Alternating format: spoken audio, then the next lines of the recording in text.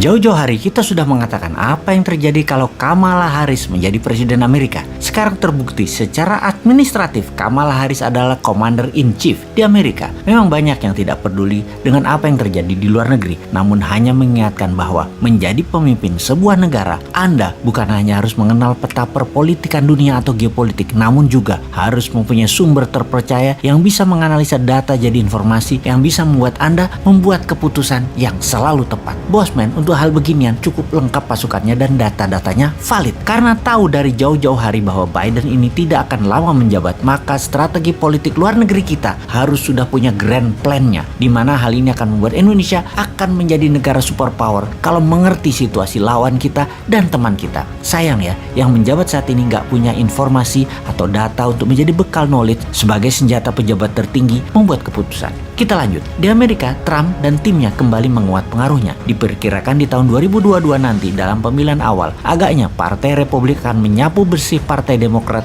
di Senat dan di Kongres. Trump saat ini adalah pengendali Partai Republik di Amerika. Kemungkinan besar kebijakan Amerika di tahun 2022 adalah mulai serang Tiongkok secara lebih frontal. Hot war akan mungkin terjadi, walau dunia lebih senang dengan Cold War, perang spionase, perang intelijen, perang dagang, perang cuaca. Namun agaknya hot war bisa terjadi dan ground floor-nya atau battlefield-nya adalah Taiwan. Kita semua mengetahui setelah Tiongkok meluncurkan virus, kemudian muncul vaksin dan kemudian PCR. Di Indonesia doang sih PCR, kalau di negara lain PCR itu buat yang sakit. Di sini di Indonesia PCR itu buat semuanya, yang sakit kayak terutama yang sehat. Semua itu lebih kita kenal dengan istilah pandemi. Ini semua adalah masalah demand dan supply. Dalam bisnis, kemampuan create demand adalah kunci sukses. Untuk pandemi kali ini kita tidak usah jelaskan mana yang supply, mana yang demand. Anda pasti sudah pinter. Kemudian masalah climate change. Ini hanya akal-akalan istilah. Lebih tepat kata-katanya bukan climate change, tapi climate warfare atau perang cuaca. Perang cuaca juga merupakan rencana bisnis, yaitu create demand dan menyediakan supply. Kita semua tahu cuaca ekstrim tercipta akan mengakibatkan kekurangan pangan di seluruh dunia. Kita menengok sedikit. Artificial food berbasis plant atau tanaman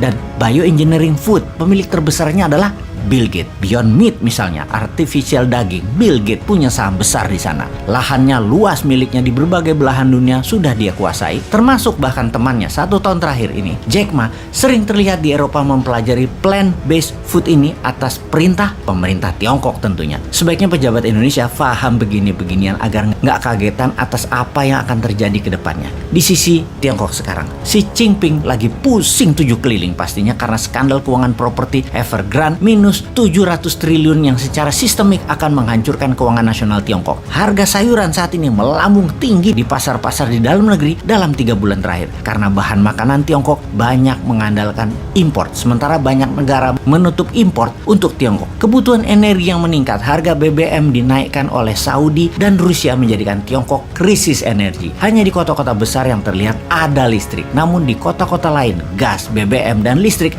bermasalah besar di Tiongkok. Aktifnya mesin-mesin produksi ternyata membuat cuaca ekstrim terjadi di Tiongkok yang menyebabkan polusi berat hampir di semua wilayah pantai timur Tiongkok. Efek gejala memburuknya keadaan dalam negeri tersebut terjadilah panik buying di masyarakat saat ini. Rencana Xi Jinping untuk tidak kehilangan muka di dalam negeri, yaitu Tiongkok berjanji akan melakukan aneksasi atau penggabungan Taiwan, agaknya akan menjadi isapan jempol. Tiongkok tidak akan punya kekuatan logistik diperkirakan untuk menyerang Taiwan. Makanya kalau Newman jadi Commander-in-Chief di Indonesia, maka seluruh produk yang menuju Tiongkok alias barang ekspor ke Tiongkok seperti batu bara, nikel, dan bahan baku lainnya ditahan, jangan dikirim. Maka Tiongkok pasti panik, akan bertekuk lutut itu Tiongkok di depan Newman. Lalu seperti Putin dengan Trump, dijadikan Trump presiden Amerika di 2024 dan Indonesia harus bermain. Jadikan Trump di tahun 2024 presiden Amerika, namun pastikan hutang IMF Indonesia dinolkan, lunas. Tirulah cara Putin tersebut. Lalu apa yang kita lakukan? Cyber army para buzzer akan dipakai untuk memainkan ke negara adik kuasa tersebut, yaitu untuk memenangkan Trump. Sesekali kita pakai cara Rusia gitu loh, hajar Tiongkok gabung Amerika, namun Turki dia serang Amerika. Tekan Eropa dengan mematikan gas, hajar sekutunya Amerika. Naikkan harga minyak, tekan Tiongkok. Itu baru namanya negara berdaulat dan pemimpinnya berani juga bervisi.